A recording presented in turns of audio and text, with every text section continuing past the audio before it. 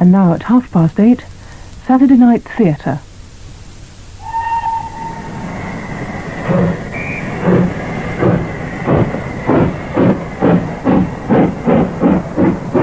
Get your paper, Sporting Life, Illustrated London.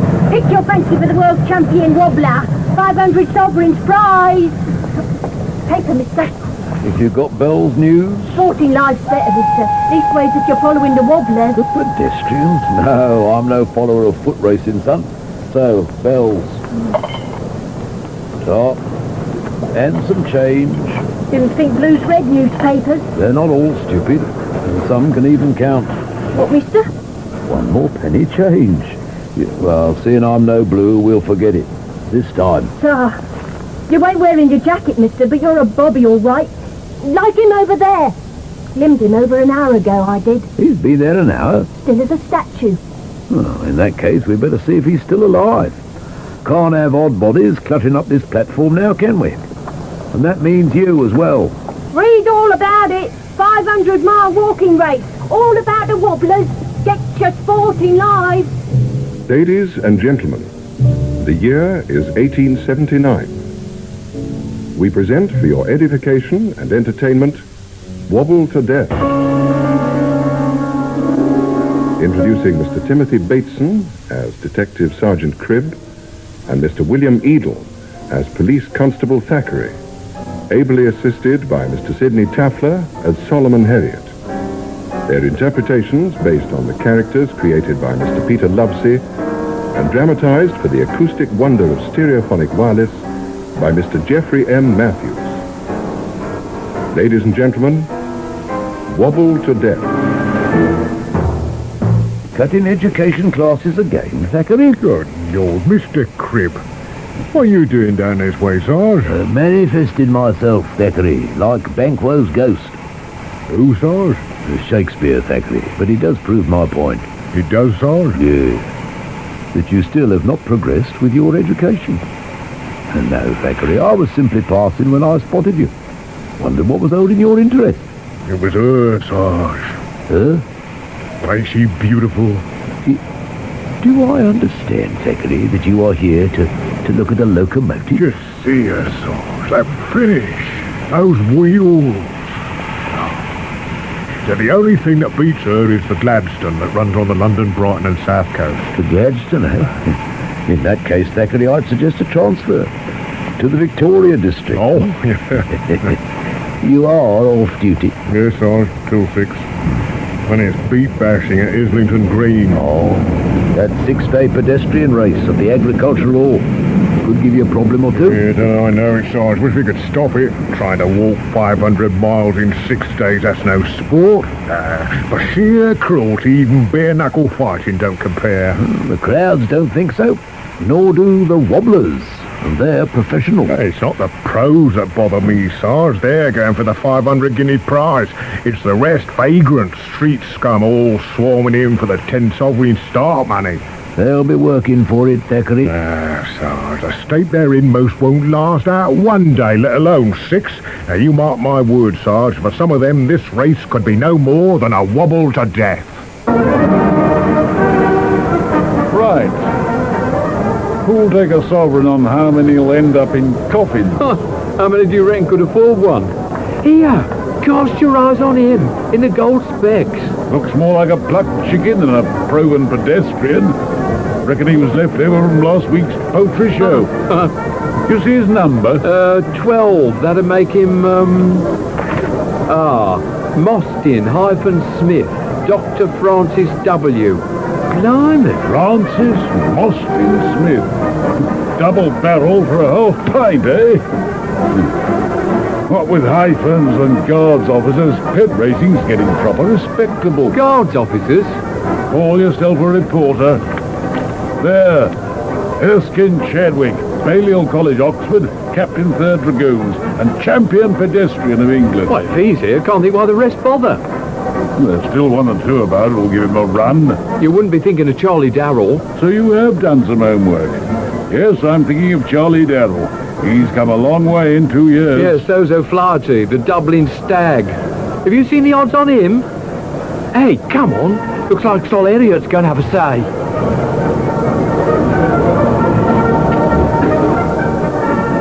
Quiet! Quiet, all of you! Quiet! That's better. Now, for those contestants who are unable to read, so that you all know what you have signed, I shall recap on the main rules. Competitors may go as they please, walking or running, for the next 6 days and nights. Every contestant is allowed 1 attendant who may hand him refreshments, but only from the area marked on the track. Now, is that understood? Yes. Very well. The race will commence in 5 minutes. It will end at 10:30 on Saturday evening.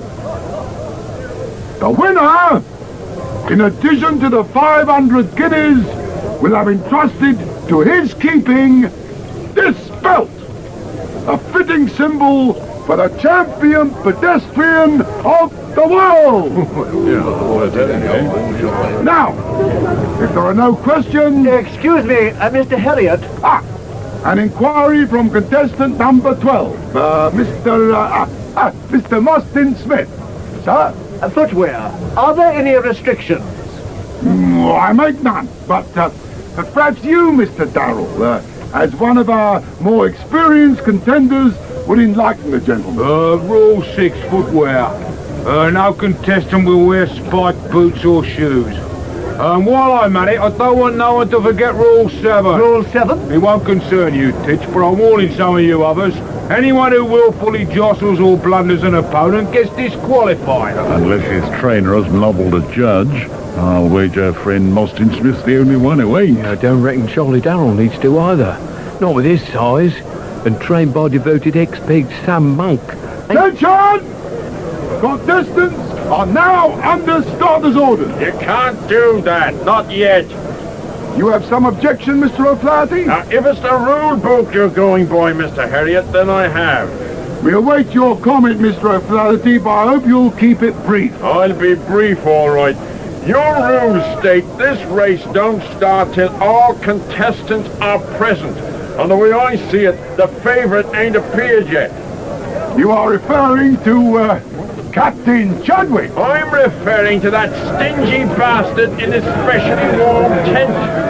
Still curling his moustaches, is he?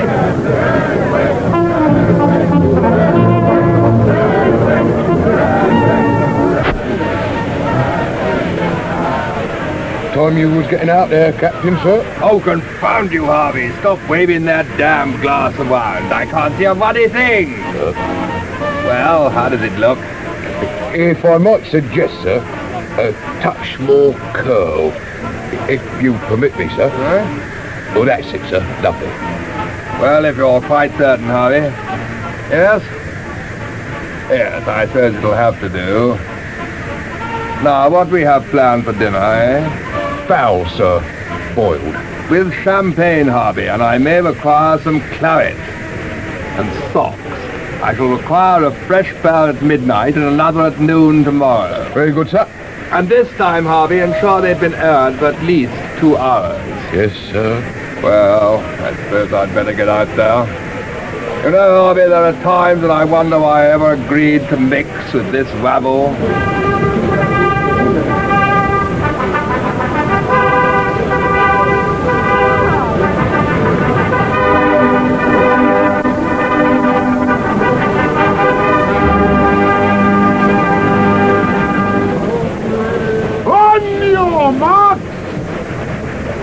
Ready?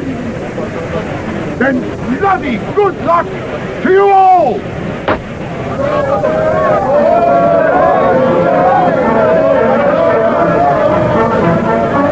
Blimey! Watch Charlie Darrell. He's streaking right away from the captain. Just what old Chadwick wants. He'll bottle behind until Charlie busts his gut. That's when you'll see his real form. Now, my throat's a mite dry, so I'll let them get on with it.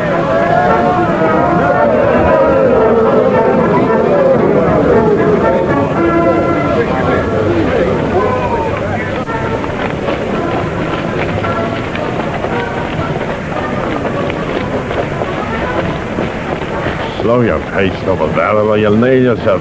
Hardly, O'Flaherty, seeing I do not have any of your disadvantages. Oh, that's telling you, Dublin. Save your breath, Chalky.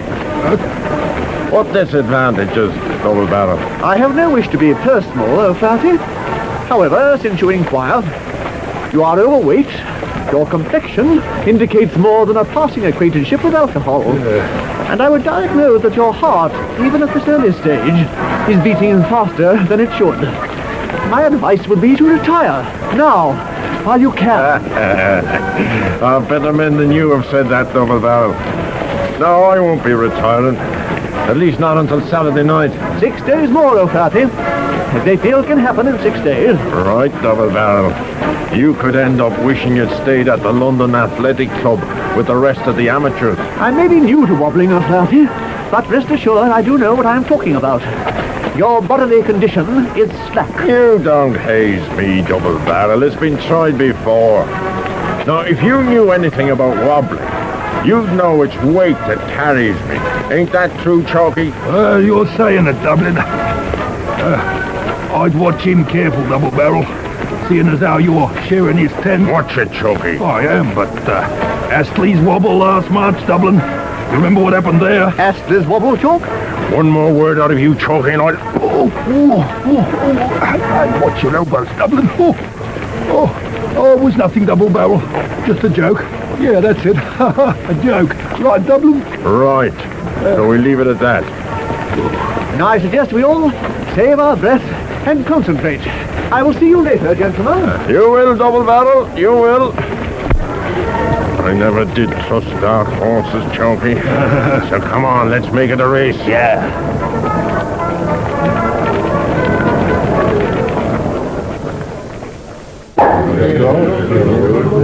To the race, gentlemen, and to the next 6 days. As I was saying to my manager, Mr. Jacobson here, I said, Walter, for the press, nothing is too good. As promoter of this... No. Before you ask anything, to the success of the competitors and to your help. Your help. That is gracious of you, Mr. Herriott, but I'm a mite more interested in the health of the pets, especially since Chadwick and Darrell appear to have been segregated. Segregated? Yeah. No. Darrell and Chadwick are simply using the inner track. Or why not let them run with the others? What? Answer me a question, gentlemen. Why do we have different classes of railway travel? Why do some tickets for the music hall cost a shilling and others a guinea? I'll tell you. Because first class is always reserved for the best. So, Chadwick shares the track with Darrell. The captain has never been beaten in long-distance walking. And Darrell, in the last 3 years, has proved himself the only pedestrian fit to challenge him. But surely, if Chadwick and Darrell use the inner track, they have an advantage. They must cover a shorter distance than the peds outside. Obviously, you've not studied the rules. Here. Now, contestants on the inner track, otherwise Chadwick and Darrell, will complete 8 circuits to every mile. Those on the outer perimeter will complete 7. It's a fair race. Well, it depends how you look at it. Well, there are 2 peds on the inner track, 14 on the outer, right? That is established. So when Chadwick or Darrell overtake, there's more than enough room to pass. Absolutely. But on the outer track, the peds are bunched, close. Any ped overtaking has to move right out to the edge. And in 6 days, that can add up to a mite of extra walking. The sleeping accommodations, they don't compare either. Chadwick and Darrell have provided their own tents.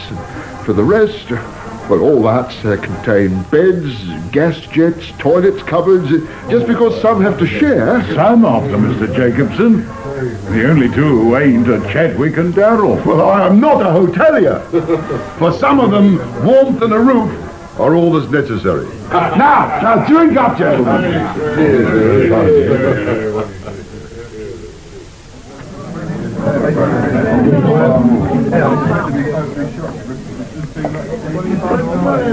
Public too crowded for you, Thackeray? Blimey. You startled me, Mr. Cribb. something wrong with your arms, Thackeray? Arms? Why, no, Sergeant. Looks from here they're glued to your trouser seams. I reckon they'd be more comfortable wrapped round that tankard. East Indian, is it? Yes, Sergeant. Sit down, man. 2 more East Indians here, Ada, when you're free. Now that we're both comfortable, your health, Thackeray. Sergeant. It's lucky for you I'm not the duty inspector. Well, gets awful dry beat bashing, Sarge, you know that. I haven't forgotten. But if I were you, I'd stagger my refreshment breaks. At least the unofficial ones. Point taken, Mr. Cribb. Oh, and speaking of staggering, Thackeray, what's the latest on the race? Well, they set off about 6 hours ago, Sarge. Last I heard, Charlie Darrell was well in the lead. Darrell? I thought Captain Chadwick was favoured. Yeah, he is. But the last time I looked in at the hall, Darrell was giving the captain a clean bear. Maybe putting on a show for his wife, huh? His wife, Thackeray? Yes, Sarge. Cora Darrell. Oh, you should see her. A real lady if ever I saw one. Your husband, Mrs. Darrell. Poetry in motion. Thank you, Mr. Herriott. It's a compliment which I'm sure Charlie will appreciate. Only 7 hours gone and he's 6 miles ahead of Captain Chadwick already. 6.5 miles. I'm concerned that my poor Charlie may be suffering. If he's suffering now, ma'am, God help him by Saturday. But no matter. There's one thing certain. Charlie Darrell isn't leaving that track. Leastways, not until I give the word. And as his trainer, I know when that'll be. Oh, pray do not misunderstand me, Mr. Monk. I know that but for your guidance, Charlie would not be where he is now. And neither should I, ma'am. Never forget that. How can I? No, I assure you, Mr. Monk, I have nothing but complete admiration for your methods. Your timing and attention to detail leaves nothing to be desired. Charlie faces very little competition. Oh, no, Chadwick's panicked. He'll run himself into the ground long before Charlie even gets his second wind. I do hope so, Mr. Monk. But I get chills simply watching the captain. He has such fine muscles. And even now he moves faster than Charlie. If Sam Monk says your husband will win, ma'am, then he will. Right, Walter. And since I've wagered a pony on young Charlie, I don't plan to lose it. Now, Mrs. Darrell, if you would accompany me, I should like to show you Charlie's sleeping accommodation. Oh, that would interest me greatly, Mr. Monk. And perhaps on the way, you would permit me to discuss a problem with you. It's of a personal nature, so I trust that you gentlemen will excuse us. Good night, gentlemen. Of course, ma'am. Of course. A very desirable woman. Hey, Walter? Now we too must talk business. Everything is going well? Forecasts all I don't make, but we should end in profit. We must end in profit, Walter. That you must never forget. Now, I have a dinner to attend at the London Sporting, so I leave everything in your hands. As usual, Sol. And don't send for me. Unless, yes, you may send for me, but only if the hall catches fire. Enjoy your evening. I'll look after everything here. After all, your interests and mine are the same, at least for the next 5 days.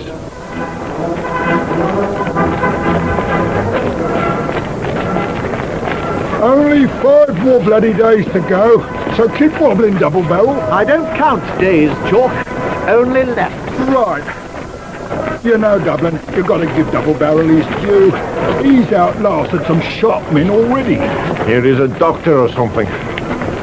Word is he trains on a elixir. Something special. It'd better be, Dublin. He'll need it after a night sharing your tent. I wouldn't even wish that on the bloody captain. Here, you're still having trouble with them banshees. Hold your ruddy tongue, Billy. So it was true, Dublin. Aye, as true as he's bouncing round this track. During Astley's wobble it was. That right, Dublin? I said hold your bloody tongue, Billy. Easy, Dublin, easy. Hey, Anyone seen Cora Darrell on this round? No, last I saw she was with Sam Monk, heading for his arrest tent. What's there to see there? Bed. And Cora ain't the sort to pass one by. Not if there's a fancy man around. Seeing as I ain't ever been in that position. Then you must be one of the few, Billy boy. I reckon every other pit in London has. Hey, she must be speeding up. She's coming out. How about Charlie, then? Don't it bother him? Oh, he ain't like you and me, Billy boy. When he trains, it's no ale, no tobacco, no women. So if Cora needs amusing, she can't go to Charlie. But he don't stand in her way if she looks elsewhere. I don't reckon it myself. Hey, look at double barrel. Ooh. Double barrel? Not at all, Williams. I have completed 360 circuits. 90 miles precisely on schedule. Now I intend to break for my customary refreshment. Relax for 30 minutes and then have some strong words with the so-called management. I will rejoin you later, gentlemen. Oh, Mr. Smith. I understand you are in charge of this so-called event, Jacobson. Yes, Mr. Smith, in Mr. Herriott's absence. The name Jacobson is Mostyn-Smith, Dr. Mostyn-Smith. Now, where is Herriott? At this hour, where else but in bed? Now, you have a problem? No, but I believe you do. Please explain, Doctor. For a start, the sleeping accommodations are completely unsatisfactory. There is no sanitation. Within a few hours, the stench will become totally intolerable. You must know, sir, that this is the Agricultural Hall. It was established by the Smithfield Association. As such, it's often used for agricultural shows. It is also used for many other events. I do not believe that when Patty gave her concert here that foul odours were part of her accompaniment.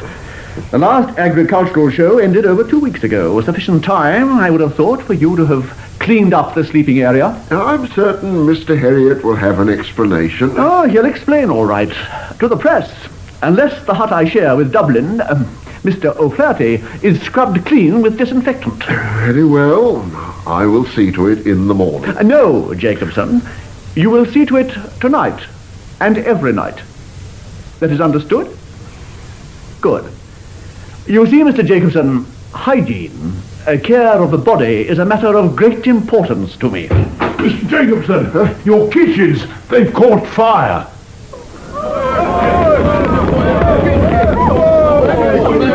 Oh, thank God! In there! The flames is going all over the place! Out you get then, go on.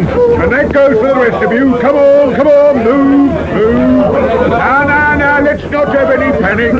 You there, and you, there's a hose down the corridor. Roll it in the arm. Move your place. Now, come on. The fire brigade. Has anyone sent for the Just brigade? wait outside, so please, will you? In here? God! Come on, let's get some water!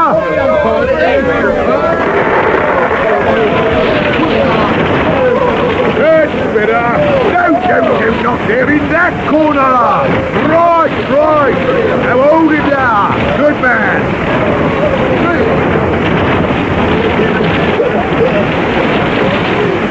That's about it.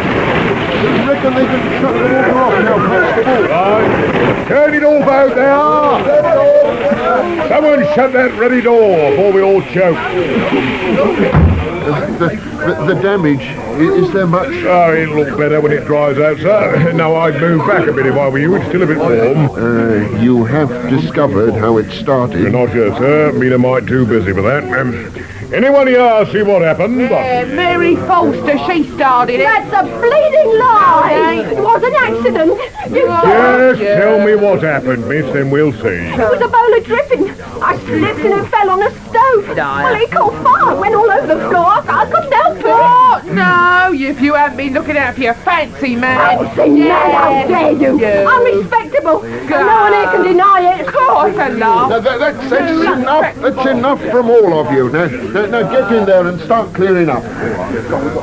Hey, you there, Mary. I wish you to stay behind. Please, sir. It was an accident. Oh, stop snivelling, woman. You need have no fears for your employment. Now, how long are you on duty for? Until 6 tomorrow morning, sir. Do you live nearby? Very close, sir. Out there in Parkfield Street. Good, good. Then go to your lodgings and rest for 1 hour. And when you return, see me. I'll have a job for you in another part of the building. Very good, sir. And thank you, sir. And as there's nothing else I can do here, sir, I'll escort the lady home, seeing it's on the beat. Be safe, miss. Walter, I just heard. Oh, evening, Constable. Is it bad? No, sir. Small blaze. Accidental. Nothing a lick of paint won't cure. Your manager will explain. So I'll bid you good night. Good night, Constable. Come along, miss.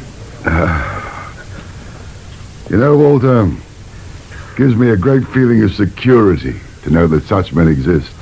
Honest, loyal. Without them... Yes, Sol, yes. But for the moment, the kitchens are unusable. Temporarily, Walter. And meals are already being prepared in the refreshment tent. Cold, but good enough for the beds. Now, Walter, go home. Change your clothes. They stink of smoke. And, you know I like nothing but Havana. Ugh. Cigar smoke, fog, gas fumes, cattle dung. I tell you, Harvey, my lungs are ruined. Here, knock some of this back. Make you feel better. Perhaps, Harvey. But tell me, how can a gentleman practice athletics in such sordid conditions? Just lie back, sir. Now, relax. You'll be as fit as a fiddle by the time I finish with you. Move to the shoulders, Harvey. Yes, sir. Walking, I can give any man 5 miles and 100 on the open road, but this running in circles... Oh, you do it, sir. And as for that Charlie Darrell, he can't last much longer. No. His blisters will do for him, sir. Fair oblin he was the last hour. With his blisters, I'm not surprised. You must admit he's got guts. It puzzles me that his man... what's his name? Monk, sir. Yeah, the Monk. It puzzles me that Monk allows him to run with nothing on his feet. Running barefoot? You lost your head, Charlie. Well, I had to, didn't I? The boots was rubbing. See the blisters? I've got eyes. Right now. Lie back. See what we can do. Fine bloody mess they're in. You should have come in hours ago. Might even have seen Cora. Oh, so she come down? She said she would. I know, but I told her to keep away. Keep away? Hey, sometimes, Charlie, I wonder about you. It's not that I don't want to see her, Sam, you know that. It's just, 6 weeks. It's a long time. Just looking at her makes me... It won't be much longer, Charlie, and just think. With the winnings from this mix, you won't be training for a while. You could have a couple of months off. Rent a cottage somewhere. Cornwall, by the sea. Over Christmas. That's where I fancy. Oh, here, what's that stuff you're slapping on? A calf's bladder. Best remedy I know. It'll be like running on velvet. There now. How does that for you? Oh, good as new. Honest, Sam, as a trainer, you don't half take some beating. It's not me you have to worry about, Charlie, lad. It's Chadwick, and don't you forget it. Oh, how can I, with him only a mile behind? There's 5 days still to go. You'll take 3 hours of shut-eye. When you wake up, you'll be as fit as old Nick himself. And what about you, Sam? Me? Well, let's say, Charlie, lad, that I'll be out looking after your interests. Now then, come on, lie back.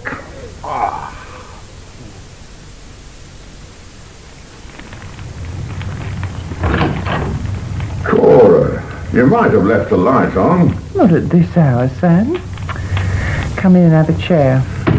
Thanks, but I rather fancied that footstool by the fire. Ooh, it's perishing out. That feels more like it. Very punctual, Sam. I take it all's going well. I told Charlie he could keep till 4. You don't mind if I have a cigar? Of course not, Sam. Charlie, he is still bleeding, isn't he? He is. And apart from a mite of foot trouble, fit as a fiddle. Chadwick's suffering, though, bad. It's only the first day. So, Charlie's doing well. I am pleased. You must just wake him at 4? On the stroke. I have a cab coming at 3:30. Well, that doesn't leave us much time. Oh, time enough. You were supper tonight. Did you enjoy it? The menu was excellent. The company could have been better. Maybe some night I'll persuade you to escort me. No, not me, Cora. Let them with the brass supply the wine. I'll provide what you don't want from them, eh? Oh, well, but I've had a top first. I'm still chilled. Now, where's the glasses? There, by Charlie's trophy. You know, Cora, there's ped history in this belt. These names, Johnny White, Young England, and then Charlie Darrell. It made me proud. The day that Charlie won it outright. I believe you really mean that. I do, Cora. You see, by right, there should be another name on that belt. Mine. 15 years ago, I ran against Johnny White. Oh, I could have thrashed him stupid, but, well, I was young, still wet. So when Johnny's man offered me 50 gold once to slow up, I did. Let Johnny walk it in slow time. And you never went against him again? No, Johnny held the belt until Young England thrashed him. Then it was Charlie. That's why when he's out there wobbling, I'm with him, every yard of the way. Except when you take his place here with me. Now, drink up. We're not going upstairs, then? Why waste time, Sam? Besides, Charlie's never approached me in front of the firehouse. So, Sam, here. Love me here.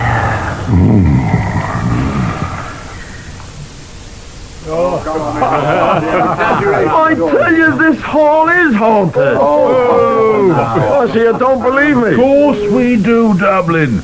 But our readers will take some convincing. Banshees, Dublin, they're like leprechauns. Too many of them, especially after a paddy's had a nip or two. Oh, it's too bloody early in the race for that. Oh, I've me pick-me-up ready, all right, but I'll not be touching it before Thursday, and that's the God's truth. But you said you were asleep when it happened, Dublin. No, I just got in. I was lying back on the cot. Then I heard the scratching and breathing. Then the smell came. It was all about me. 'Twas then I saw her, the spectre of death, cloaked in black and crawling straight for me. Her perfume like all the rotten corpses in hell. I knew I had to save my soul. I jumped up and shouted. The she-devil recognized the wrath of God. She screamed and ran out. A she-devil, Dublin, steeped in sin. And you couldn't catch her? Oh, for a vision like that, Dublin, I'd have surrendered my holy soul. The man who jokes at death risks his salvation. May the saints forgive you. Oh, they may, Dublin, but I'm not so sure about friend Mostyn-Smith. Double barrel? He wasn't there. Well, perhaps that's why he's heading this way now. Good morning, Dr. Mostyn-Smith. I'm glad you think so. Now what the devil have you been up to, O'Flaherty? Me, double barrel? Such innocence, O'Flaherty. Gentlemen, I walk all through the night. I make up 28 laps, and when I come off to take a brief rest, what do I find? A shambles, gentlemen, instead of a clean, disinfected hut. Disinfected hut in this hall? Yes, in this hall. I spoke to Mr. Jacobson last night. I persuaded him to have our hut scrubbed and disinfected. I anticipated that O'Flaherty might prefer to relax surrounded by the refreshing aroma of carbolic. But instead, I find... The corpses from hell, eh, Dublin? Instead, I return to chaos. And a message from Jacobson to say that his cleaning woman is in hysterics, and that I have attacked her. How do you explain that, O'Flaherty? Cleaning woman, if I get my hands on you, double barrel? No. Father, save me from committing a mortal sin. And there was Dublin, screaming at Double Barrel like one of his own banshees. One more scare like that and it'll be curtains for him. Right, Mr. Harvey?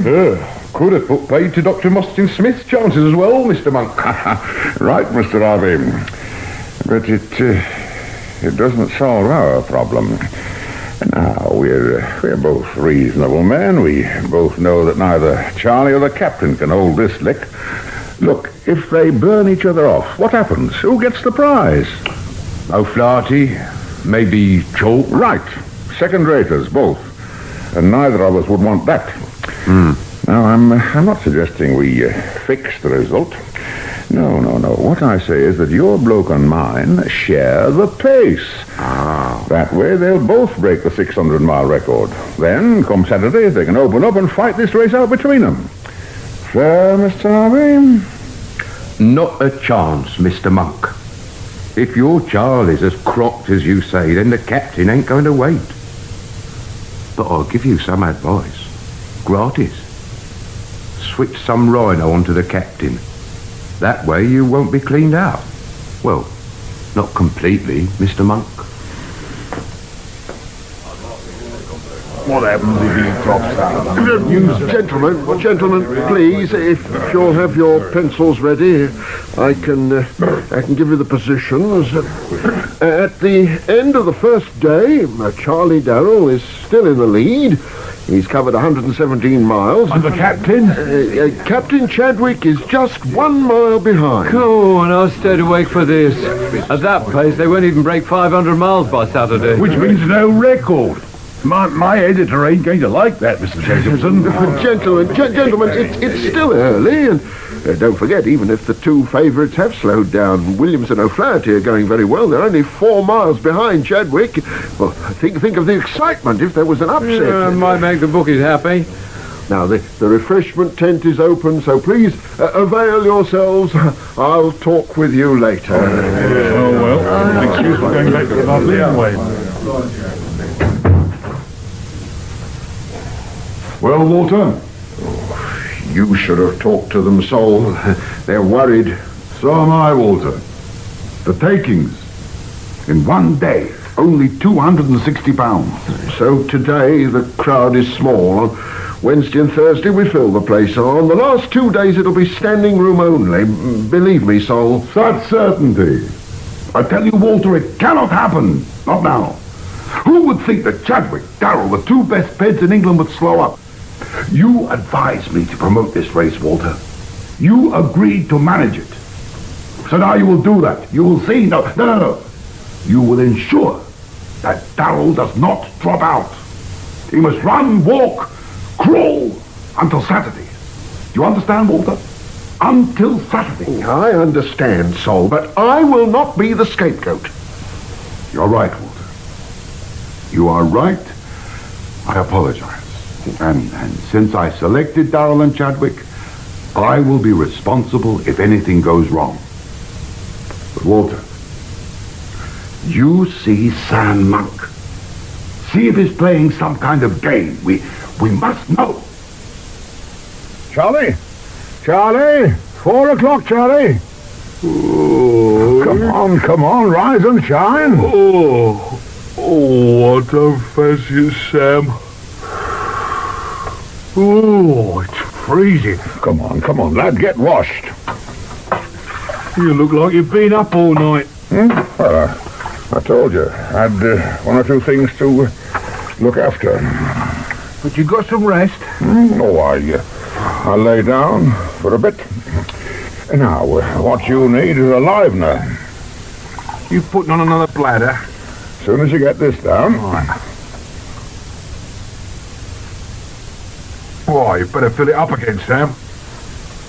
Oh, I wish I knew what you put in it. It works, doesn't it? Like a charm. Then drink it and don't ask questions. What's the plan for today, then?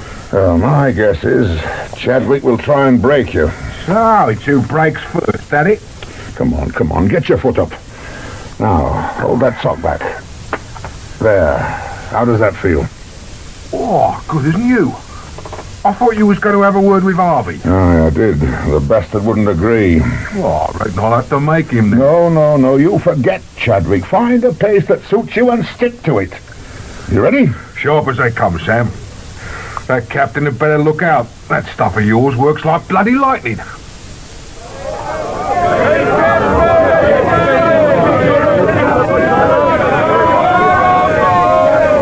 Young Charlie's made a fine start, Sam. Been back just 2 hours and 2 miles ahead of Chadwick already. I didn't think he could recover so much. Not after the distance he lost yesterday. But he's going too fast. It's not right, Charlie. He knows you can't play about with pace. You didn't instruct him to warm up the pace? No. What the hell is he playing at? Maybe he heard you. He's slowing up. Good. Maybe he's starting to suffer. So, you'll call him in? No, Mr. Jacobson. If Charlie hasn't learned that you don't bolt like a goose at Christmas on the second morning of a race, then he deserves what he gets. And I'm not sparing him no sympathy. Not yet.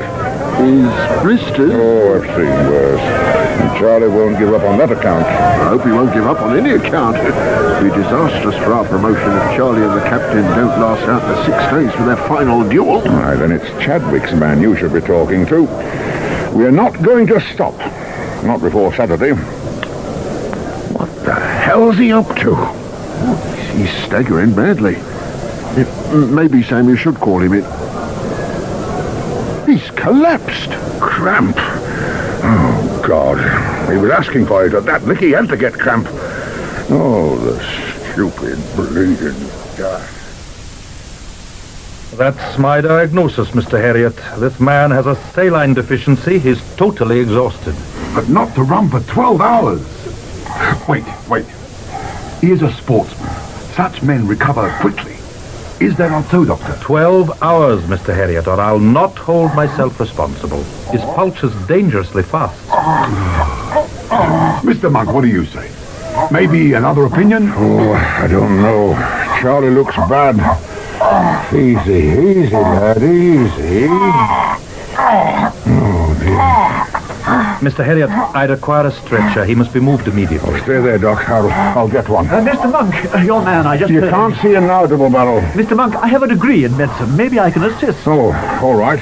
That is, if the other doc doesn't mind. Do you, Doc? No. I should be in your debt, Doctor. Thank you. Mr. Herriott, will you stay within call? I may have need for urgent medical supplies.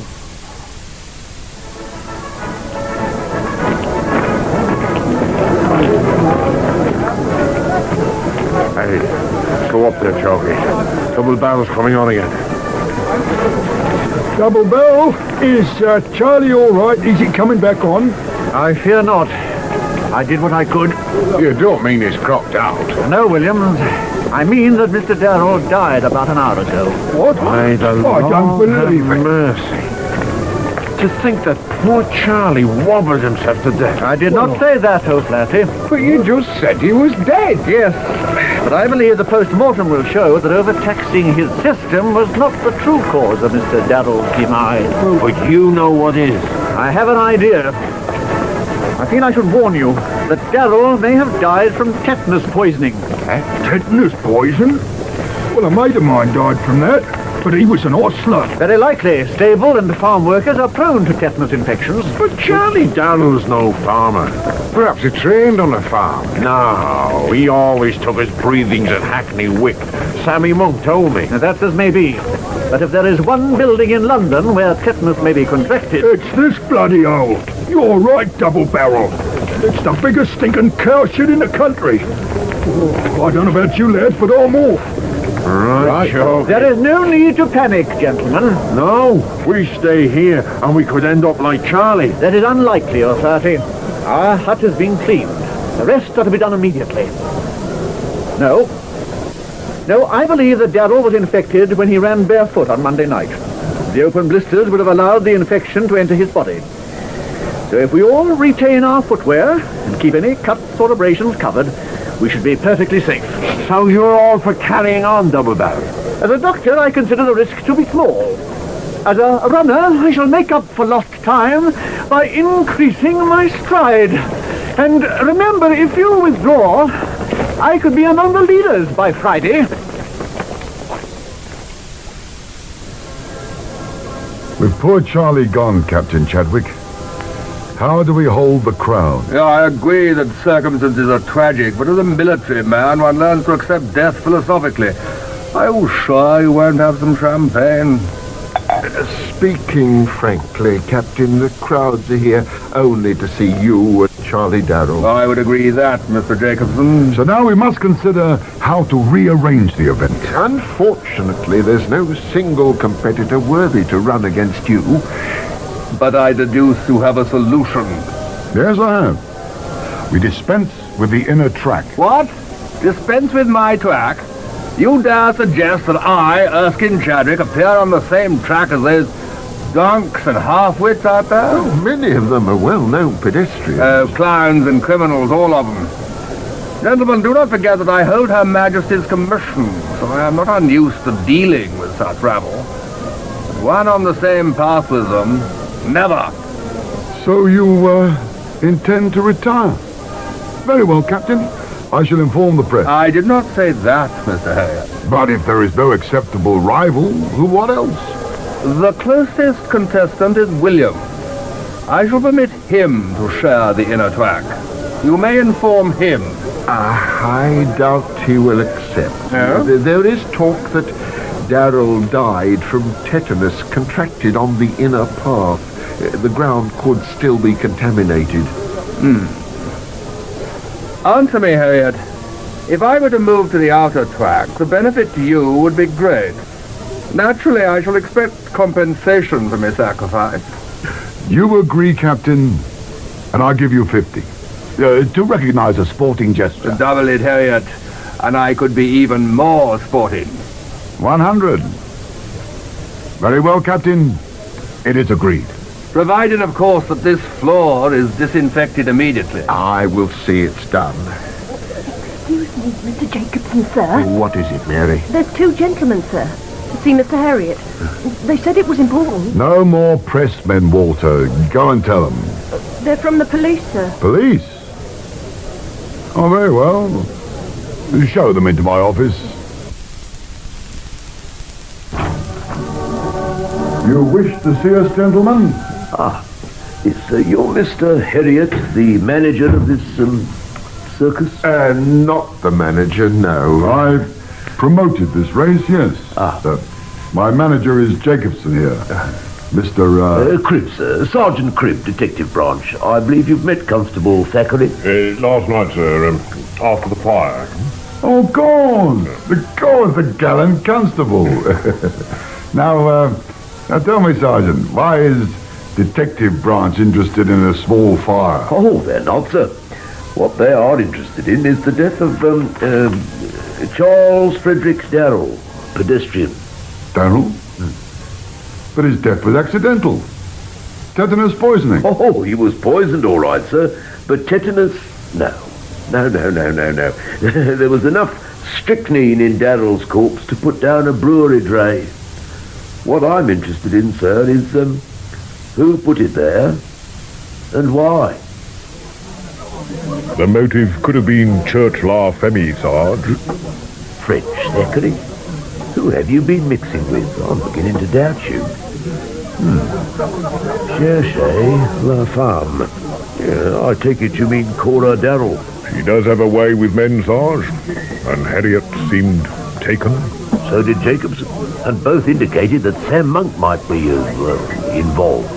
And he was seen taking her into the sleeping tent. Only for about 5 minutes, Sarge. It ain't for how long that's significant, Thackeray. What is how many people seem to have noticed. Pass over that copy of the Star. Now, here. See? The report says that Darrell was in poor shape. No rest for 24 hours. Blistered feet. We know that Monk calls him off around 1 o'clock this morning. He then sleeps for 3 hours.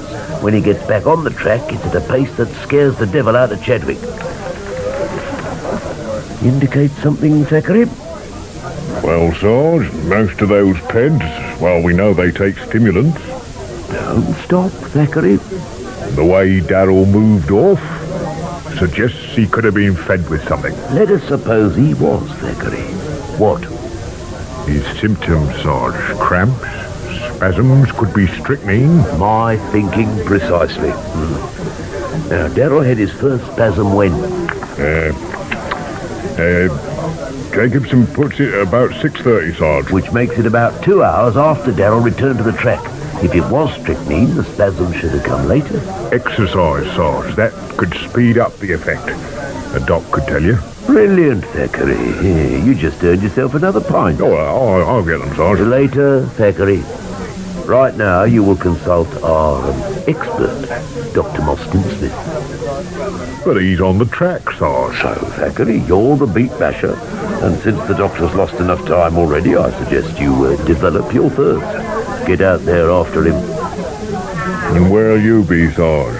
Me, Thackeray? I shall be in the refreshment tent, having a word with Sam Monk. No more Sam. Oh, come on. Fill it up again. Come on, Sam. Bed, that's what you need. Oh, Charlie's gone, and you deny me a drink. Now, come on, hand over that bottle. That's the last one, then. You know, Charlie and I were partners. I made him. He'd have been world champion.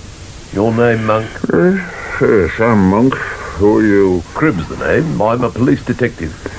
You ready to talk about Charlie Darrell? He's dead. He'd have won this mix and broke the record. That's not what I heard. His feet blistered badly. Oh, no, they was all right. I put the word out they was bad. Tell me, Monk, did Darrell have anything to eat? Eat? No, he didn't eat. Well, nothing at all for 24 hours. Well, he had the odd hunk of bread, while he went round. He ate nothing after you called him in? No, he just wanted to sleep. So you put him to bed? Aye. What did you do then? Me, I saw a friend. Here? No, I went out. I took a cab. Must have been a very good friend to make you leave, Charles. Well, he was asleep. I came back at 4 to wake him. This, friend, who was it? Oh, lady, just a lady who appreciates discretion. No names, please. You visited, a lady. You came back at 4. Did you go straight to the tent? No, I had words with Harvey, Chadwick's man, but the bastard wouldn't agree. If he had... You tried to make an arrangement with Harvey to pace set. That it? Well, that way we'd both have won, but the bloody lapdog wouldn't listen. Chadwick's lapdog, that's what he is, only jumps when his nib's orders. So, you gave up on Harvey. What then? Well, I went back to the tent, woke Charlie. With a drink? Yes, I gave him a drop of something. Out of this? Aye. Here, that's mine. Where did you get it? I found it in the tent. Now, what's in it? Well, it's a secret. Now, give it to me. Now, don't touch it, Monk.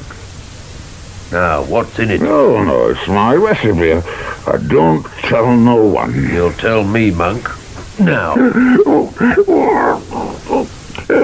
Brandy, sugar, licorice. What else, Monk? Nothing, I swear. It's an elixir. It livens a man up wonderful. You mean the strychnine in it does? You knew all the time. How much strychnine did it take to liven up Darrell? Oh, half a crystal, same as always. Oh, you prepared the mix before, always for Darrell? No, I used it myself when I was wobbling. How much did you give Darrell? Well, the bottle was full, so work it out. But what he took wouldn't hurt a fly, not with what was in there. No. Darrell's dead, and that monk says you could be up for manslaughter. No, Charlie died from tetanus. That isn't my doing. It's an illness. Artificial tetanus, isn't? What? They cut Charlie's body open. They found it was full of strychnine. But he drunk some. Then you must have tipped it in like sugar. So how much poison is in here, Monk? And where did you buy it? I told you. I mixed half a crystal. I bought 5, same as always, from a chemist, Haywood's, in Bethnal Green. I've still got the rest. Hand them over. They're in my lodgings where I made up the stuff. 4.5 crystals in the file. Address? Rupert Row, 118. Now, when did you bring this bottle to the hall? Sunday. Same day I made it. And you kept it where? Well, the tent in the cupboard. And you didn't use any before last night? No, there was no need. Oh, God, I feel sick. I'll let you go and rest, Monk. But I will see you again. Until then, you will not move out of this hall, understand? Thackeray. Looks like you enjoyed your stroll. Just as you thought, Sarge. The doc says exercise could have affected the strychnine, speeded it up. Good work, Thackeray. Now, see, Mr. Jacobson, tell him to find Monk somewhere to sleep. Where are we dossing, Sarge? I've a cot in Herriott's office. And me? You, Thackeray, will go to the forensic laboratory. I want every liquid in Darrell's tent analysed. Results to me by the morning. You sure there's nothing you forgot, Sarge? Oh, well, Thackeray, since you mention it, you could wake me at 6 with coffee, and for heaven's sake, watch what goes into it. I have no desire to collapse before I visit Cora, Darrell. I am surprised, Sergeant Cribb, that you should have chosen such an inopportune moment to visit. But since you are here, you may sit down. Thank you, Mrs. Darrell.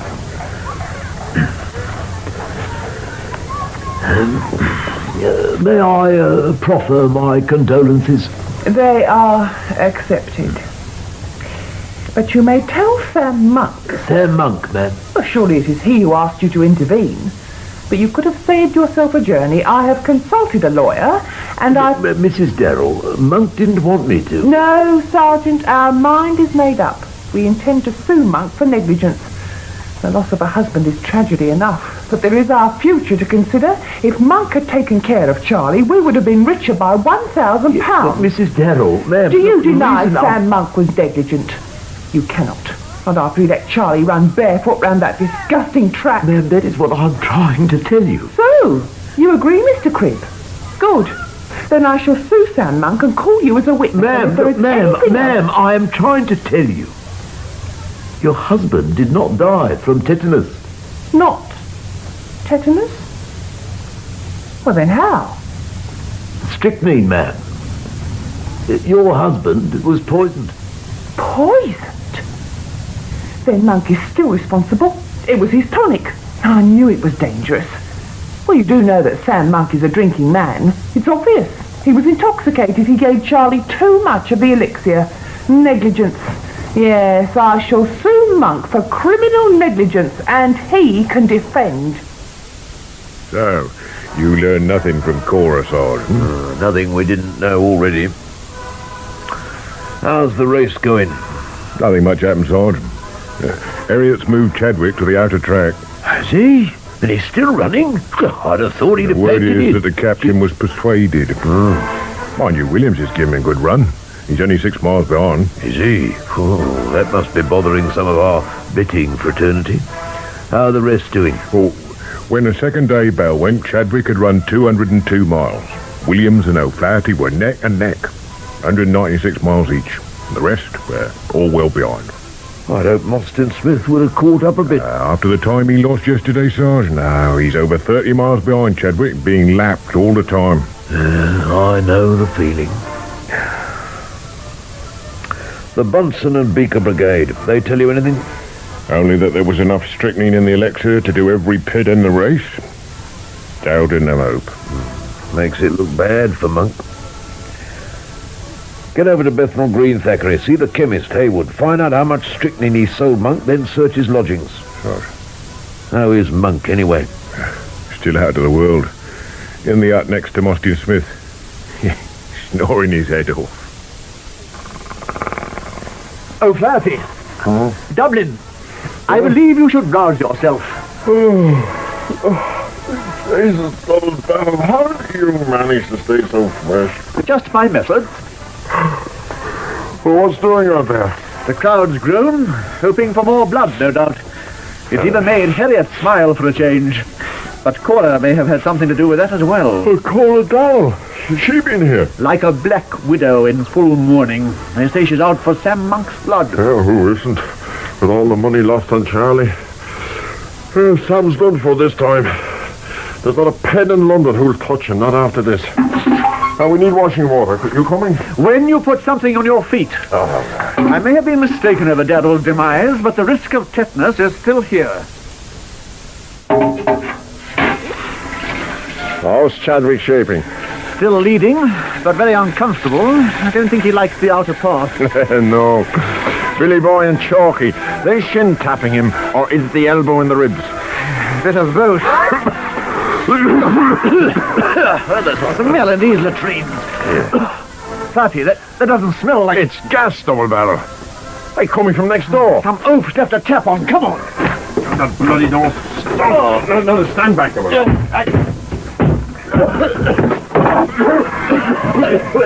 There's someone in here. No, I get enough. You turn the gas off. God.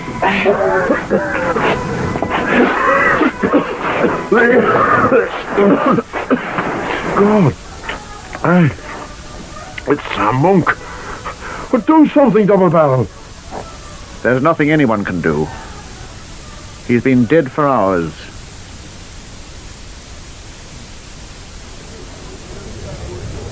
This is to show how sorry I am. I did not mean him to die. Signed by Monk.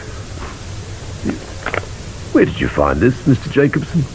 There, on the table. There by the bed. Wouldn't take gas long to fill this place. Especially with that ventilator closed. Screwed down tight. Do you know if Monk could write? Well, you have a note. It's signed by Monk. Don't prove he wrote it, but we'll verify that. Do you need me for anything else, Sergeant? Not for the moment, sir, no. Thank you, Sergeant.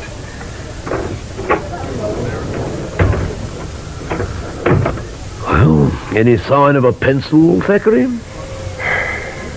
Nothing, Sarge.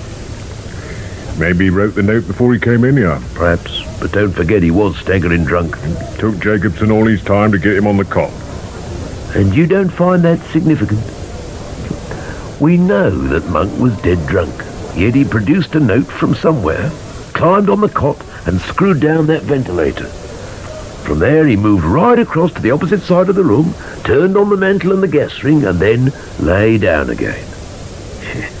Can you really see it happen, Thackeray? He did have 5 hours to sober up, Sarge. Granted. But why should Monk want to kill himself? Conscience, Sarge, over Darrell's death. Why? Monk swore that his elixir contained a minute quantity of strychnine. Therefore it could not be responsible for Darrell's death. So, why suffer conscience? He also told us when and where he bought the poison, and you checked that. The chemist confirmed Monk was a regular. And told him why he needed the strychnine. He said it was for the peds. True again. 7 purchases in 4 years. 5 crystals each time, all quite openly. He always signed the poison book. Which proves he could write, but it don't tell us whether he wrote this. It's his scribble, Sarge. No doubt of it. Now, his lodgings, Thackeray? 4.5 crystals in a phial. In the cupboard. Where he said they'd be. Yet this elixir contained a monstrous dose of strychnine. More than the total purchased by him in 4 years. Which says Darrell's death was no accident. And does away with Monk's motive for suicide. Not if Monk killed him deliberately, Sarge. No, Thackeray, no. The note reads, I did not mean him to die. Hardly the words of a premeditated murderer. And then there's one more fact. Why did Monk write the note before he came in here? We don't know he did, Sarge. He must have. He had no pencil in his pockets. You found none here? So, Thackeray, where did he write that note? And when? May I have your attention, please? Thank you, gentlemen. I have called you here to make an announcement of some importance. You will have heard that Mr. Samuel Monk, the attendant of the late Mr. Darrell, was himself found dead from the effects of gas. A note suggests that he took his own life. These 2 tragedies have shocked and saddened me. So some of you have even expressed the view that the race should be stopped as a mark of respect. Now I'm not insensitive, gentlemen. But to stop it, do we not overlook our obligations to the living. To the remaining 9 who even now are more than halfway along the long road to victory, Captain Chadwick and Mr. O'Flaherty are battling gallantly with only 4 miles between them. 381 and 377 miles walked by those 2 men in 4 days. And let us not forget Dr. Mostyn-Smith, who is even now less than 30 miles behind the 2 leaders.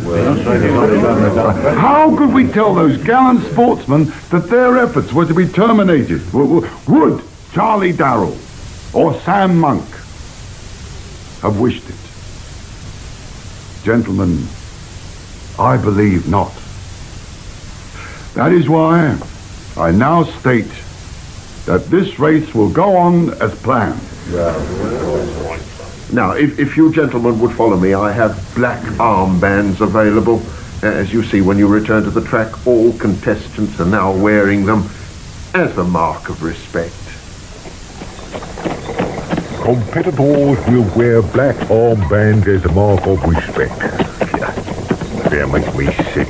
Gives the reporters something, Thackeray? They got enough with Chadwick, Sarge. You should see the poor blighter. Shins and ribs bruised, balked every time he tries to pass. O'Flaherty making more ground every hour. You should stop it, Sarge. If I hadn't bungled so badly, I might have done, Thackeray. Now, I've got to keep our suspects firm under one roof. Don't take it so hard, Sarge. It'll be different if you were a medic. Agreed, Thackeray. But I shouldn't need no beardless mortuary attendant to point out Monk had been coshed. His head, Sergeant Cribb, a heavy blow, obviously inflicted before death. Well, seen the party that bashed Monk pulled his hair knee over the wound, Sarge. Anyone would have missed it. Tell that to Inspector Jowett, Thackeray. But it does leave us with 2 murders and a brace of suspects. You still including Cora Darrell, Sarge? Naturally, Thackeray. Why else are we going to see her? Murdered, Sergeant Cribb? Sam Monk was murdered? And I said such terrible things about him. Sam Monk was in no way negligent. The strychnine came from elsewhere. I see. Yet my husband is dead. Murdered. Someone must have had a reason. Your husband was well fancied. With him out of the race, Captain Chadwick is bound to win. So, ma'am, anyone who bet heavy on the captain would have a motive. And you are investigating all these people? We are trying, ma'am. Number of bookmakers are being questioned, the competitors, the sportsmen. Which is why you may be able to assist us, ma'am. Oh, since I do not mix with that class of person, Sergeant, I hardly see how I can No, do you this. misunderstand me, Mrs. Darrell. It is just that you and your husband had a wide acquaintanceship in the sporting fraternity. We have a number of friends, yes. But some are closer than others. By that I mean some do visit your home. Naturally, Sergeant. Friends of us both were always welcome. Naturally. You would classify Mr. Herriott or Sam Monk in that category? They were both good friends, yes. I see. Now, last Monday, you had a visitor that evening. Last Monday? No. You're very positive, ma'am. Yes, Sergeant. You see, on Monday evening, I was out. I had dinner with friends. Perhaps you would be so kind as to give us their names and address. A mere formality, ma'am. Very well.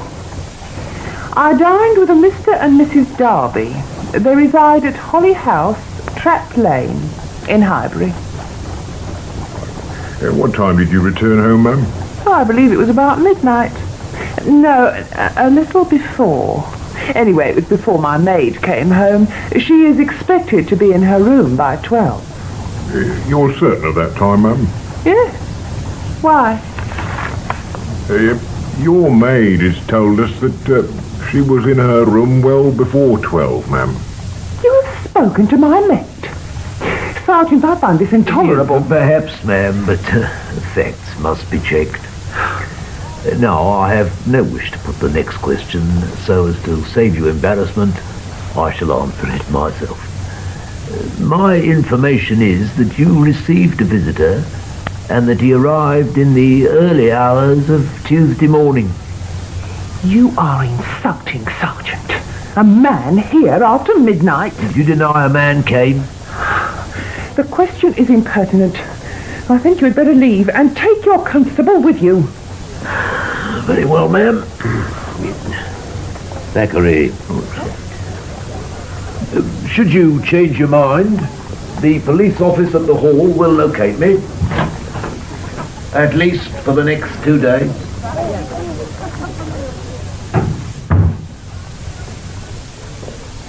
She's hiding something, Sarge. Then let's prove it. Check with Mr. and Mrs. Darby first thing. Then alert every footloose copper in London. I want details of every sale of strychnine in the last 6 months. Names, dates, quantities, and Thackeray. I must have the information by Saturday. Out of my way, Chalk. I must catch your O'Flaherty. Well, does they move to the outside, Double Barrel? I would if you'd allow me. What? Very well, Chalk. Since you forced me... You're learning, Double Barrel. But next time, try it with your elbow. It works better. I hope there will be no need for the next time, William. O'Flaherty, slow down, man. Just keep away from me, Double Barrel. I must speak with you. Despite your views about last night, I was not trying to nobble you. No? You woke me up 3 times, Double Barrel. And you still say you weren't nobbling? No. Now, for heaven's sake, listen. Darrell is dead. Monk is dead. Logically, you have to be next. Me? All right. Now, why should someone be after me? Because whoever killed Darrell and Monk wishes Chadwick to win. Then I'm safe. He's 4 miles ahead. No, you are 4 miles behind. With 2 days more to go. Precisely. And Chadwick's in poor shape. He's slowing, which makes you an obstacle. One which our killer must remove. The only thing I'll be removing is you, Double Barrel. But before I throw you off this track, I tell you, if I'm next, it'll be a mercy. I'll be free from you. So just leave me a few minutes' peace before I get slaughtered.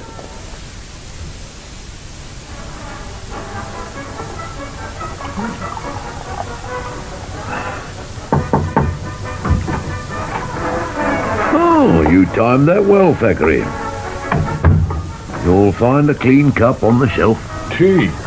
Very welcome, Sarge. Sure. What a morning, eh? Well, let's hear your report. Poison books in all districts are being checked, Sarge. The locals didn't like the idea, but I used your name. Caused them to jump, did it? No, Sarge. Not until I said you were acting for Inspector Jarrett. What else, Thackeray? I went up to Highbury, saw Mr. and Mrs. Darby. I trust that result merited the effort. They didn't see Cora Darrell on Monday night, Sarge. They were at the Lyceum watching Irving play about a moneylender in Venice. Didn't sound like much. Obviously, the quality of your mercy is not strained, Thackeray. But at least we've resolved one problem. We have, Sarge? Oh, yes. Remember when I grilled Monk? He said he'd been with a lady. You reckon it was Cora Darrell? He could have got to Finsbury and back easily. But that was after midnight. Cora was out before then. We need to know where. So she stayed on the list? For the moment. But if Cora doctored the tonic, it had to be on Monday afternoon. But she was with Monk, Sarge. That's the only time she went into the tent. Problem is, it would make Monk an accomplice. Except that we've cleared him, Sarge. Cora could still have killed him, Thackeray. Supplied us with a murderer to save herself from swinging. Possible, Sarge. But still only theory. So, let's get to fact. We know the elixir was poisoned after it got into Monk's tent. So when was the poison added?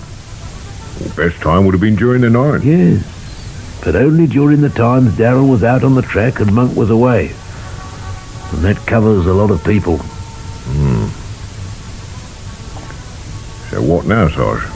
We'll just have to dig, Thackeray. Ask some more questions. Starting with our rather curious Dr. Mostyn-Smith. Question, Sergeant Cribb. Why? Because you puzzle me, Doctor. I can't think why. Then, sir, I'll tell you. You're a misfit. And that might make me a murderer? Oh, dear me, no, sir. Are you? You are the detective, Mr. Cribb. Oh, yes, sir.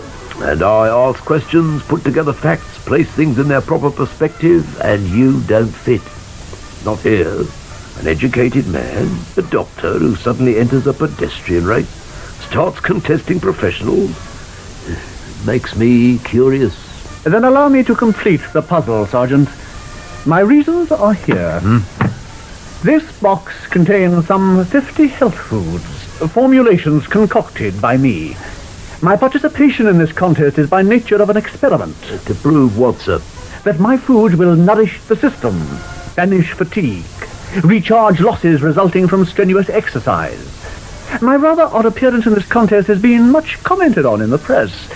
I have gained valuable publicity. Which you will later use to advertise your products. Naturally, and to sell them. But to succeed, you must complete the race. It is essential. I take it I will be permitted to continue. Oh, you will. But I'll take a look at these elixirs. Don't worry, sir. They'll be here when you require them. Now, I'd get back on the track if I were you. You have some 25 minutes to make up. So the doctor couldn't help, Sarge? Only enough to pencil him off our lists. Which leaves us with no one, Sarge. So we go through them all again. Persistence, Thackeray. Have you got Monk's suicide note handy? Sarge. Good. Just read it to me, will you? This is to show how sorry I am. I did not mean him to die. I did not mean him to die. That's it, Thackeray. That's what's been bothering me. What, Sarge?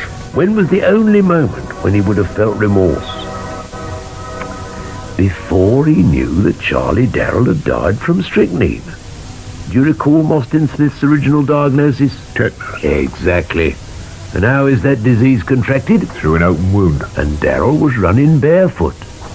Monk could have stopped him, but he didn't. And Darrell died. Well, Thackeray?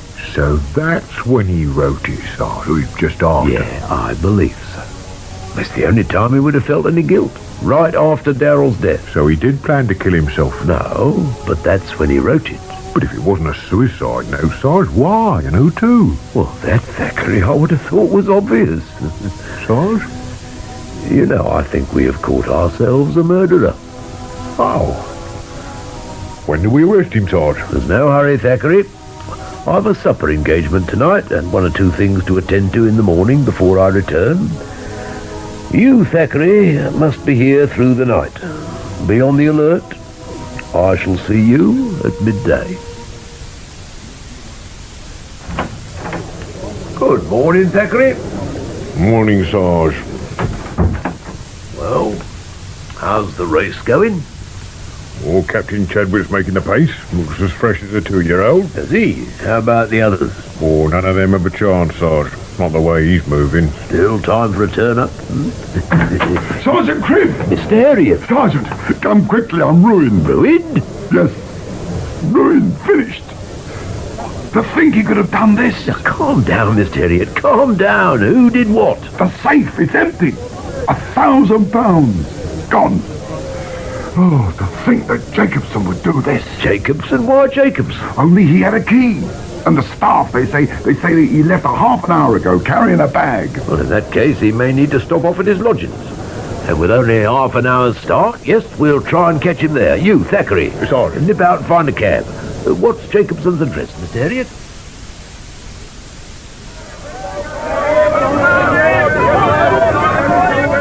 Trust Chadwick, running the last few laps in his regimental colours. Oh, for 500 quid and the rest of his winnings, I'd come out darkest. Last minute. O'Flaherty can't hope to catch him up now. Pipped by 1 lap. Luck of the Irish. And I had to switch by Rhino to Mostyn-Smith. Reckon with his elixirs he'd run O'Flaherty into the ground. 512 miles. The good doctor ain't done so bad, all things considered. Well, we might as well get to the finish and see Chadwick in, and Herriott's going to make a speech. My friends! In Captain Chadwick! We have had a gallant winner! The 600-mile record was not broken, but his 538 miles in 6 days, well, for you, could match that. And Mr. O'Flaherty almost did, to come a worthy second. And I would ask for a special round of applause for our number 3, Dr. Mostyn-Smith.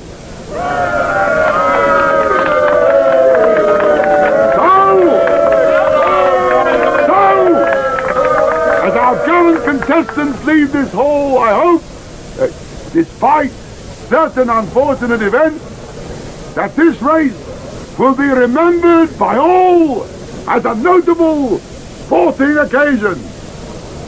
Thank you all, and good night.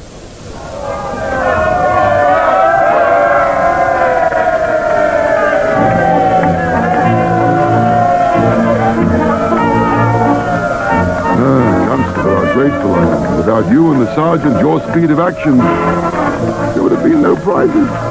They would have lynched me. But now, all I wish is to sleep. May have to wait, sir. Sergeant Cribb would like to see you. He's in your office. Well, surely I can make the charge against Jacobson tomorrow. I think the sergeant would prefer it now, sir.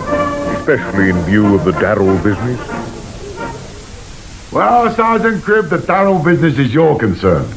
Mine is how you caught up with Jacobson. Well, if you can spare the time, sir.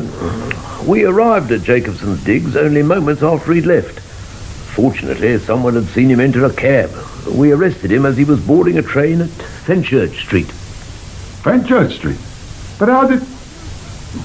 Well, why did you go there? Because Constable Thackeray here has an inordinate interest in our railway system. If you recall, there was a boat train leaving within the hour. I see. But why steal from me, an old friend? He told us a very queer story. We'd like to hear yours. Well, you've had mine. The ingrate robbed my safe, placed me in jeopardy. So you know nothing about blackmail, sir? Blackmail, Mr. Cribb? No. And if we were not friends, I would consider your remark insulting.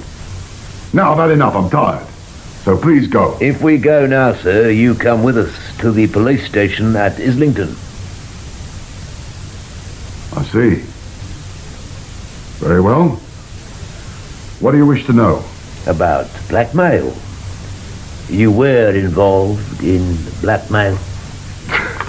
Well, you know, Jacobson is unbalanced, Sergeant. That's why I tried to help him. He needed employment, so I gave him work here. But he became quarrelsome, nervous. The fire, the murders. Finally, he said he couldn't take any more stress, that he wished to quit. How could I allow that? There was too much involved. So I told him justly that either he would honor our contract or forfeit his salary. But that was when he started to threaten me. He indicated that you would have to arrest someone for the Darrell murder, but you would hold the first suspect. He knew I'd been out on the night that Darrell was murdered. He threatened to tell you that I'd been with Mrs. Darrell. I had to pay his price. Which was? The money in the safe. Well, you know the rest. So you paid Jacobson all you had to protect Mrs. Darrell's reputation. Very loyal. She was a friend. I see. Right, Thackeray. Sergeant. This way, please, ma'am. Cora! What are you doing here? Please be seated, Mrs. Darrell. Now, you were able to listen to our words, ma'am? I heard everything. And you can confirm Mr. Herriott's story? Oh, yes, Sergeant.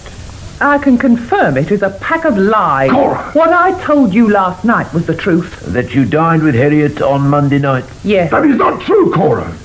Sergeant, I was at my club, the London Sporting. You can check. I did, this morning. The steward, the head waiter, neither recall seeing you for at least a fortnight. Full of stories, aren't you, Herriott? Still, you had a good reason. And that name you used to sign the poison register, it wasn't very inspired. Poison register? No. Now, don't deny it, Herriott. These are reports on every sale of strychnine in London during the last month. It's impossible. You want me to bring in the dispenser who served you? Thackeray? No! No. No. I'll tell you the truth. Darrell got what he deserved. He was a villain. A bully. You killed Darrell because of his wife. Me? No. But why? Why, Mrs. Darrell? Because Herriott was in love with you. Do you remember your first meeting with him? Well, yes, it was when Charlie was training at Hackney, but I didn't mean... Oh, God. You flashed your eyes at him, but he held off. Something you weren't used to. And that was where you made your mistake, Mrs. Darrell. You see, whatever Herriott is, he's no philanderer. Nothing would have made him seduce another man's wife. But a widow, oh, that was different. Stop it, it's horrible. Yes, Mrs. Darrell, it is. Horrible. So last Monday night, while Charlie was struggling on blistered feet, and you were thinking of oysters, Sol Herriott was contemplating marriage. As far as he was concerned, you were already a widow. But I had no idea. He'd already purchased the strychnine. But you didn't know that, did you? No, Sergeant, I swear it. I only learned what she was like. About her morals from Jacobson. By then it was too late. You really believe she'd marry you? Yes. Believe me, Mr. Cribb. Last Monday night was the first time we'd been alone. But I was in love. So you poisoned Darrell's elixir after that dinner? Yes. I assumed he wouldn't need it until the last stage, when he was totally exhausted. Instead, he took it on the second morning. Almost ruining your whole promotion? Yes. Then you and the constable arrived. So you had to provide us with a murderer? Well, the race had to continue. The only way was to kill Sam Monk. How did you force him into writing that suicide note? No force was needed, Constable. Monk felt responsible for Charlie's death. He thought it was tetanus. He wanted to explain, to tell Cora what he felt. He came to me for help. And you dictated a perfect suicide note. And then you killed him. I did it for you, Cora. But even that went wrong. Monk was not as drunk as I thought. He saw me turn on the gas. I had to stun him. But for that, the sergeant wouldn't have suspected murder. Then Jacobson accused you of an affair with Cora? Yes. I was willing to sacrifice anything to stop you learning about that. I offered to buy Jacobson off. I gave him the takings. Then reported it as a theft. Well, the peds had to be paid. How could I have announced at the prize giving that the money was gone? It's happened too often in such promotions. I would have been lynched. So I gave Jacobson time to get away. Then I came to you. Now, if there's nothing else, Sergeant. Take Mr. Herriott to the station, Thackeray. I reckon he can do with a rest. I hope, Constable, you will ensure it is a long one. Now, what happens to me, Sergeant? Are you going to escort me home? Escort you, Mrs. Darrell? No, ma'am. But I'm sure you'll find a cab. Or maybe one of the peds is still hanging about. Good to be going home, Sarge. It still puzzles me how you got Jacobson to spill. Oh, Jacobson never said a word, Thackeray. He didn't? Then what led you to Herriott? Deduction and elimination, Thackeray. Commencing with the motive for Charlie Darrell's murder. I'd have waged it was for profit. Yes, Thackeray. But who would it benefit? Not Chadwick. He was confident of winning. Until Darrell raced ahead, Sarge. Chadwick could have decided to do him then. Oh, no. First, he would have had to obtain poison. And second, he was too well known. He might have been spotted going to Darrell's hut. Harvey was a possibility, but I discounted him after Monk died. Don't see why, Sarge. They didn't get on. Harvey could not have persuaded Monk to write anything, let alone his own suicide note. And Jacobson? Well, Jacobson was up to his eyes in debt. No bookie would give him credit, no wages. So no profit in him killing Darrell. Which left the Peds, Cora, Darrell, and Herriott. Well, the Peds didn't count. Second rate as all of them. As for Cora... I eliminated her, Sarge. She needed her husband alive. Excellent, Thackeray. Why? Well, she was a born liar, Sarge, but her fury when she heard Darrell was dead, that was genuine. Darrell was just coming into big money, getting recognised by society, reflected glory, Sarge. She lived for it. She lied about that supper. She must have known we'd check with Mr. and Mrs. Darby.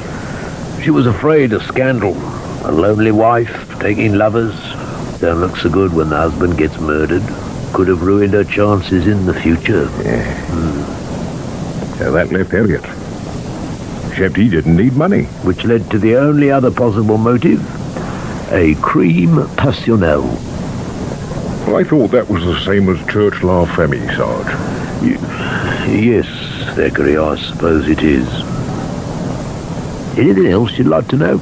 Yes, sir. You suspected Sol Herriott, but getting the proof. Oh, didn't I tell you? My supper engagement last night was with Cora Darrell. It was then I persuaded her to tell the truth. She admitted dining with Herriott. That added to his motive, but it still wasn't proof. So you got that from the poison register? No, Thackeray. Not even Inspector Jowett's name moved the local constabulary. I never did get the reports. But those papers, Sarge. A few forms from the statistical branch, Thackeray, and sheer bluff. But if you were so sure, Sarge, you could have confronted Herriott sooner. I mean, we could have been home last night. Well, we could have, but that would have ended the race, and I couldn't have that. You held off for the Peds, Sarge, to save their prize money. Yes, Thackeray.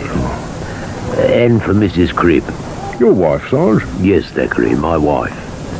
Now, you know I'm not a betting man, but Mrs. Cribb, well, she had 10 quid on Chadwick. And Thackeray, if she'd found out I'd nobbled her chances. Ah. Read all about it. Get your paper. World Championship race. Promoter charged with murder. Paper, mister. Bell's News, son. Sorry, mister, but this one's better. Tells you all about the Wobble to death. We know all about that one, son. Do we, Thackeray?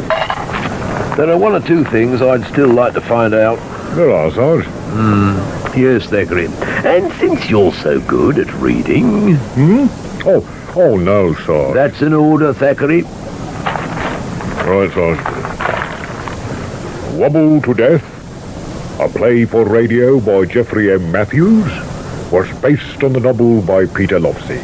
That's excellent, Thackeray, but a bit on the slow side. Now, try it like this. The part of Sergeant Cribb, that's me, was played by Timothy Bateson. Constable Thackeray was William Eedle. With Sidney Tafler as Solomon Herriott. The other characters in the play were... Walter Jacobson, played by Geoffrey Segal. Captain Chadwick, Charles Hodgson. Dr. Mostyn-Smith, Jonathan Scott. O'Flaherty, Rio Fanning. Charlie Darrell, Eric Allan. And Cora Darrell, Carole Boyd. Sam Monk was Hector Ross. Harvey and Williams, Steve Hodson. Chalk and the Doctor. Trader... I beg your pardon? That's all right, Thackeray. Trader Faulkner. Mary Foster and the newsboy, Alison Gollings. And the newspaper reporters were Denis